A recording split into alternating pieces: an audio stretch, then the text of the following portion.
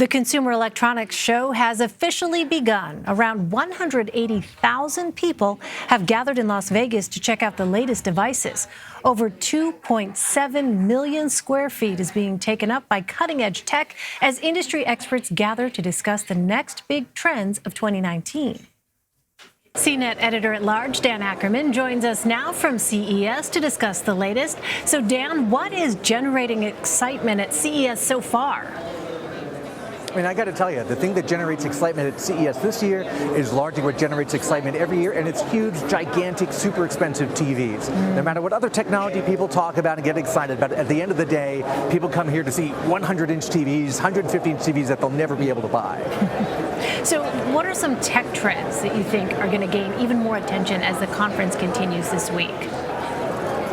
You know, I like seeing the way you can take devices like TVs and customize them for your house. Samsung was showing off these micro LED sets that you can hang on your wall like panels and make your own custom shape and size TV. A really cool idea, but also really expensive.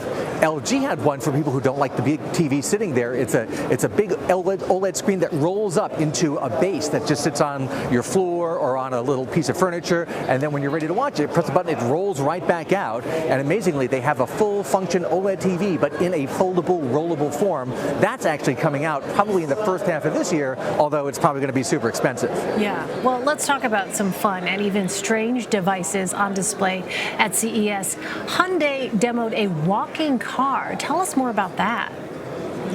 Well, in case you thought that robots were not threatening enough already, now they've got this gigantic science fiction monster movie walking car concept prototype from Hyundai, and it looks like a regular car, and then it gets up on these four legs and starts walking around, and I see the use. If you have to get to some rough terrain, rescue vehicles, bad weather, it makes perfect sense. It also looks like a lot of movies I used to watch when I was a kid, and that never works out well. Yeah, it doesn't. Well, speaking of cars, are we expecting to see some interesting innovations from the auto industry?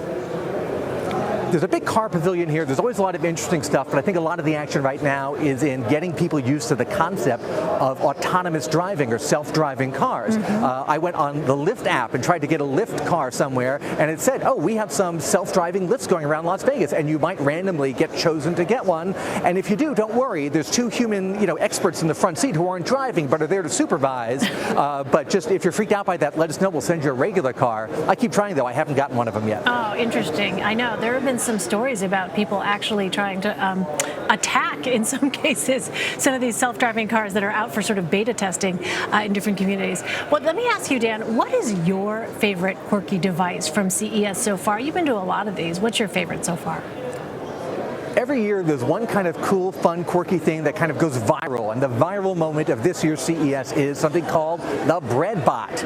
It's a giant machine, it's like a robot, and it makes bread. And it sits in maybe a supermarket or a cafe somewhere. You walk up to it, you tell it, I want whole wheat, I want rye, and it mixes together the ingredients, shapes a loaf, bakes it, and pops it right out for you while you're waiting there. I guess it can make like 10 or so loaves an hour. People are raving about it. You don't want to have it in your home unless you're not worried about carbo loading, but if we needed more bread in our lives, now we have robots to do it for us. It's good, Dan? It's good? You've had this bread? I have not sampled it myself. I'm trying to watch things here, but I've heard it's actually quite good. All right, Dan, report back to us after you have some. Dan Ackerman, thanks so much. Thank you.